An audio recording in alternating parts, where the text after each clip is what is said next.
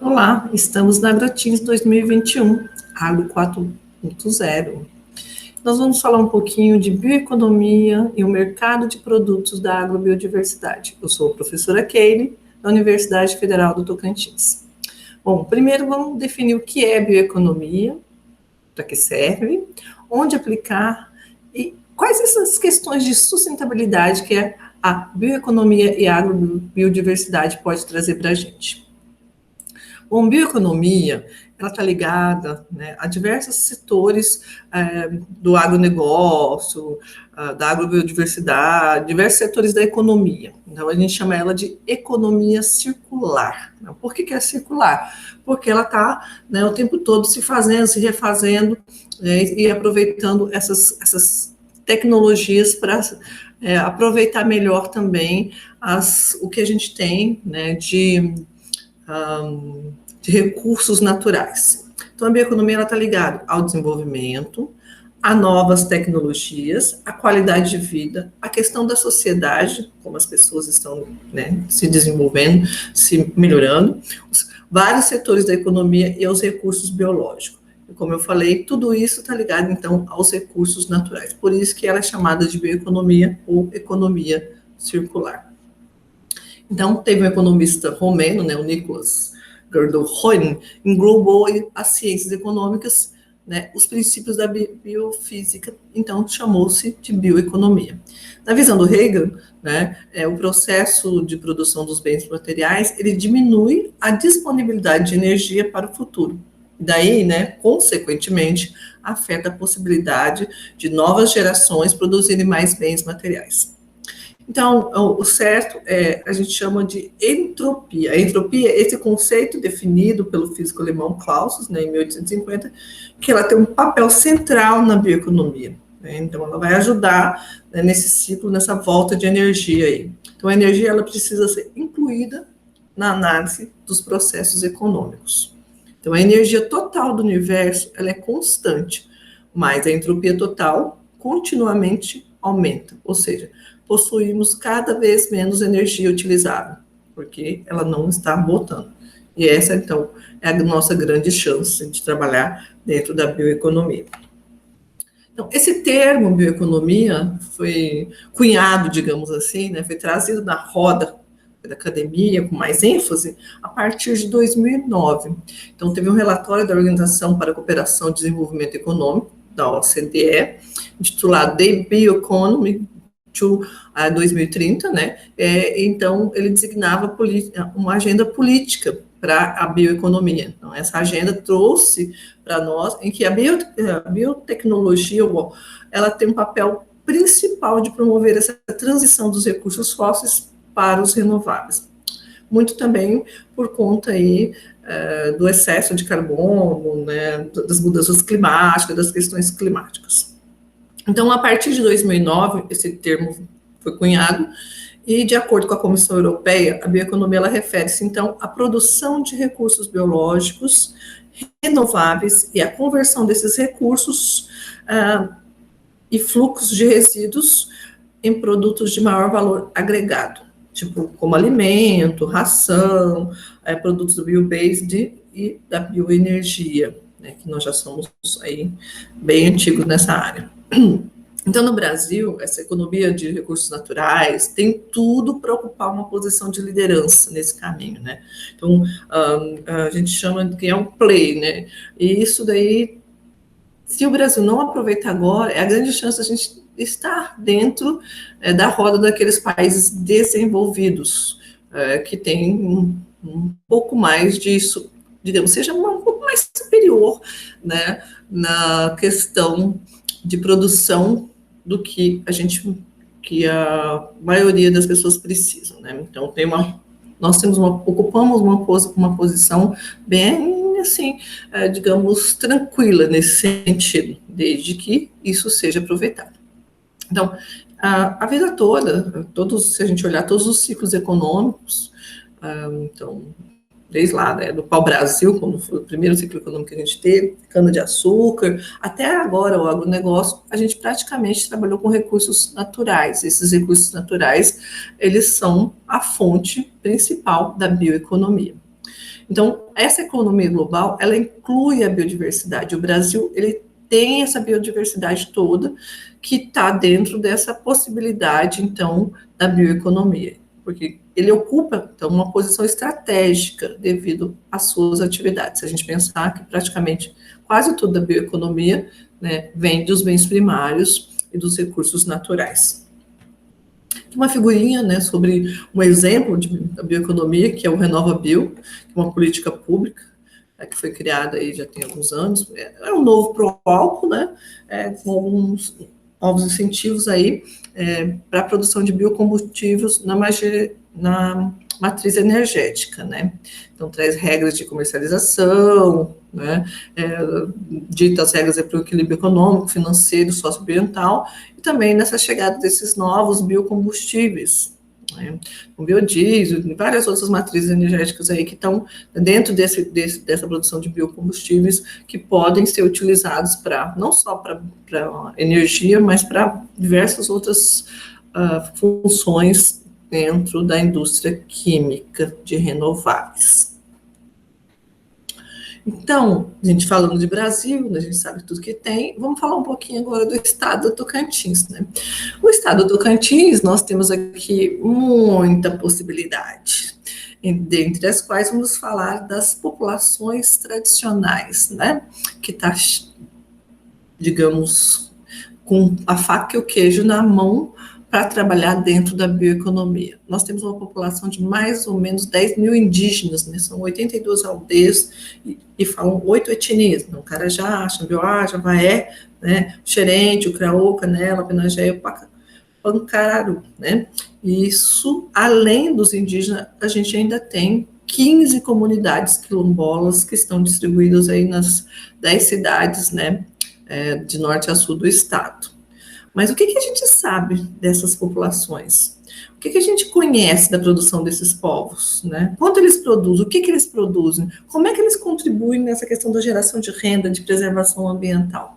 Eu estou fazendo essa pergunta porque algumas pessoas me disseram que se fosse para elas viver do que, né, essa população produzir, eles iam morrer de fome. E eu tenho alguns dados que dizem o contrário. Aqui são fatores para o desenvolvimento da bioeconomia, né, que é a criação e a modernização do marco regulatório, o investimento de geração de novos conhecimentos e o fomento do empreendedorismo e inovação. Tudo isso está citado até na tese de uma colega, né, da Gislaine, que foi adaptado aí de um relatório. Mas, bom, tudo bem. A gente tem população tradicional, a gente tem área de preservação, mas o que então que a gente precisa para entrar nesse play da bioeconomia no estado do Tocantins?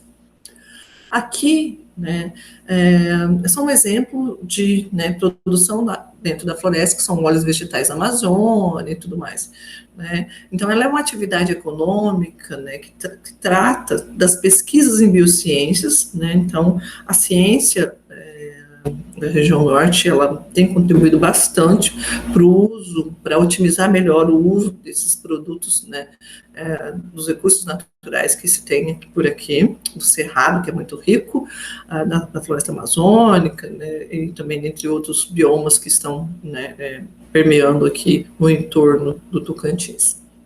Então, essas pesquisas, tecnologias de informação, a robótica e diversos materiais, né? Então, o que tem a ver tudo isso com população tradicional, professora?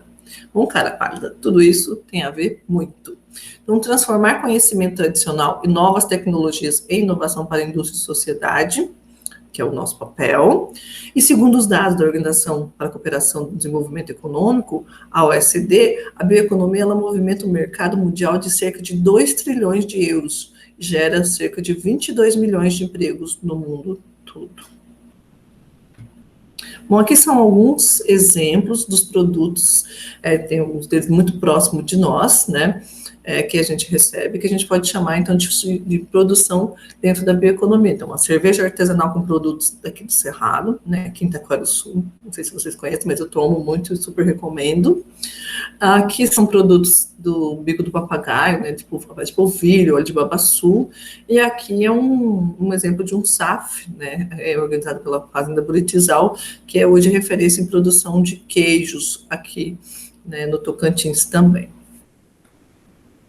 Então, tudo bem, eu tenho potencial, eu tenho comunidade tradicional, eu tenho ciência, eu tenho recursos naturais, o que me falta, né? Aí é a grande pergunta, né? Então, quando a gente fala disso, a gente pensa muito na agricultura familiar, né, em comunidades tradicionais, que fomenta a economia do Estado. Claro que a gente tem o agronegócio de um lado, que fomenta, né, que é necessário, mas é que infelizmente, para produzir, né, é necessário aí alguns impactos ambientais que não vou tocar nesse assunto agora, mas que às vezes são muito caros, né, dentro da economia, a destruição ou, né, o mau uso, né, dos recursos. Então, se eu tenho comunidade tradicional, né, se eu tenho agricultura familiar, então eu estou falando de quem? Eu estou falando dos indígenas, dos quilombola, ribeirinhos, né, das quebradeiras de coco, né, todas essas comunidades que, de alguma forma, elas contribuem para a preservação das florestas e matas nativas. Então, elas contribuem mais ainda com a bioeconomia, né, porque elas vão utilizar esses produtos, vão trazer para a gente, para a nossa mesa, esses produtos, sem ter o mesmo custo que o agronegócio tem. Né? Então, acaba preservando o bioma cerrado e diminuindo muito o desmatamento. Então, aqui são alguns exemplos, né, de atividades ativistas do estado do Tocantins que são considerados, dentro desse conceito da bioeconomia, pode ser considerados produtos da bioeconomia. Então, quando eu falo de açaí, baru, mangaba, piqui, fibras, né, com buriti, madeira, carvão vegetal, madeira em tora, lenha, óleos de babaçu e várias outras castanhas, né, que a gente tem por aqui. Então, eu vou dar um exemplo até do baru, que é a nossa querida amiga Benedita aí, né, de Dueré, no assentamento do Dueré, que ela, dentro da comunidade do assentamento deles, produz e manda muita castanha do baru. Né? Obrigada, Benedita. Estou guardando suas castanhas de baru para distribuir para o pessoal, tá? Piqui, entre outros. Mas quanto exatamente que essas populações produzem? E daí vamos, então, para os dados do IBGE, né? Falar um pouquinho sobre o último censo, o censo de 2017, como é que anda essas populações aqui no Tocantins. Então, o estado do Tocantins, ele conta com aproximadamente 42 mil famílias de agricultores, que estão distribuídos em 554 projetos de assentamento de reforma agrária, INCRA e do crédito fundiário de SEACA. Então, esses sistemas de produção realizados pelos agricultores familiares no território tocantinense são bem diversificados, né? Mas eles são mais baseados em policultivo. Então, além da associação da lavoura com a pecuária, né, aquelas coisas que são voltadas para a subsistência das famílias e para a reprodução dos meios de produção. Então, esse tipo de atividade, ele gera em torno de 120 mil postos de ocupação no estado do Tocantins, né, e ainda participa com 40% do valor bruto da produção agropecuária do estado do Tocantins. Né? Então, emprega um pouquinho, né, gente? Aqui são os principais produtos, de acordo com o censo, né, durante o ano de 2017, que foram produzidos e comercializados no estado do Tocantins. Então, estou falando aqui de açaí, né, a quantidade é por tonelada, tá, gente? E o valor de produção é em R$1.000, né? A gente pode observar, é claro que a lenha e o carvão, né, tem um destaque maior, não, mas se eu pensar no piqui, então, do valor agregado que o piqui traz, eu não cortaria mais nenhum pé de piqui dentro do estado. Eu proibiria, né, o corte de um pé de piqui, de tanto que ele traz, né, de benefício de alimento, considerando a questão da segurança alimentar e nutricional. Né, babaçu, aí tem diversos outros aí que estão inclusos. E aí eu ainda destaco de novo a questão do baru, né, que vem se tornando aí uma castanha que vem concorrendo com outras castanhas de outros estados, né, e está muito presente aí na mesa dos nossos pelo menos na mesa de muitas pessoas que eu conheço. Tem cachaça, tem vários, cachaça não, né? Tem um destilado aí, cachaça só pode ser de cana-de-açúcar. E aí, repetindo, a cana-de-açúcar é, hoje, né, o mais bem estruturado setor da bioeconomia brasileira, né, com seus diversos produtos. Mas o Tocantins tem isso daqui sem ter que plantar, sem ter que desmatar, sem ter que fazer nada, né, o que ele tem por aí, né, já prontinho, é só pegar, digamos, né. Então, nesse sentido, o extrativismo, ele representa a produção sem reprodução, né? Então, refere-se à reprodução das relações sociais de produção, né? Então, eu não preciso de ficar, né, trabalhando e mexendo, ocupando muito mais espaço, além daquele que já está lá. Não preciso de novas áreas, né? Elas já estão prontas, estão lá. Ele centra-se nos recursos já disponíveis, então ele não investe na reprodução material desses recursos, não tem que comprar muito insumo, muita coisa, né, nem muita tecnologia. O sistema extrativista, ele conecta, né, os lugares da pobreza e os lugares da riqueza, né, trazendo o capital extrativista em busca dos recursos, né, retomando aí os fluxos massivos de mercadorias baratas, permitindo que o modelo extrativista distribua aí consideráveis parcelas de riqueza e facilitando, assim, né, facilita mesmo, não há necessidade de investimentos substanciais e contínuos na reprodução dos recursos. Então, isso acaba fazendo com que os custos sejam menores, né?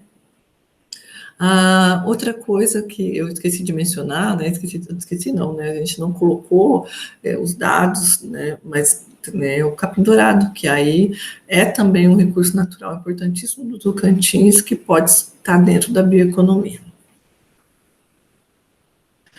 Então, a maioria dos projetos extrativistas do Brasil e do Tocantins, eles contam com financiamento de fundos externos, então, praticamente o Estado, né, o Estado brasileiro investe muito pouco nesse tipo de projeto. Os produtores, eles precisam de ajuda para se organizar e colocar os produtos no mercado, né? É necessário que haja, assim, políticas públicas acessíveis a esses atores, né? E aos povos e às comunidades tradicionais, que eles organizarem associação, para eles, né, colocarem os seus produtos no mercado, né, para levar e tudo mais. Existe a necessidade também de um incentivo do manejo sustentável, né, para que não estrague a floresta, não derrube, né, e que isso fique bem preservado. E, nesse sentido, justifica-se, né, a implementação e a implantação de reservas extrativistas, né. Eu estou aqui defendendo as reservas porque elas combinam o uso produtivo de recursos florestais com sua conservação. Então, isso vai acabar garantindo o direito histórico das populações extrativistas ao seu território, bem como propiciar formas de sustentabilidade de recursos naturais presente no próprio sistema tradicional dos povos da floresta. E a importância de culturas, né, como o indígena e outras comunidades tradicionais, que vai demonstrando os caminhos para aproveitar esses recursos naturais sem agredir o meio ambiente. Então, é o caminho da bioeconomia, né? Então, as quebradeiras de coco, do babaçu, as comunidades quilombolas, indígenas, elas estão diante de grandes, né, produtores e poderosas indústrias que ambos são conectados ao mercado internacional, né? A atividade do babaçu, que é o aproveitamento integral, né, das famílias, e o profundo conhecimento da natureza de seus ciclos, faz com que as quebradeiras de coco lutem pela preservação dos recursos naturais. Então, além de elas estarem gerando recursos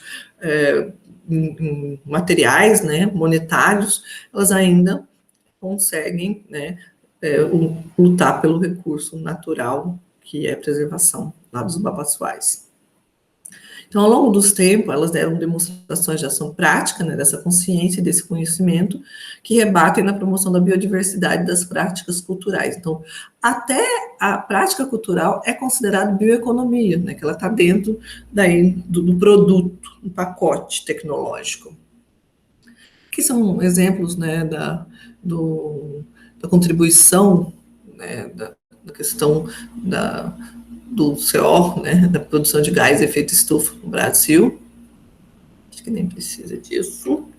Aqui eu tentei colocar a escolha da gente pelos produtos da agrobiodiversidade, a escolha da gente de comprar perto de casa, de comprar o melhor produto, de poder contribuir com isso, é nossa, né? Então, nós podemos fazer a diferença, né, ao usar o alimento a fazer essa escolha de comprar, de consumir e de comer, né, o que está próximo de nós, próximo da nossa região. É isso, muito obrigada.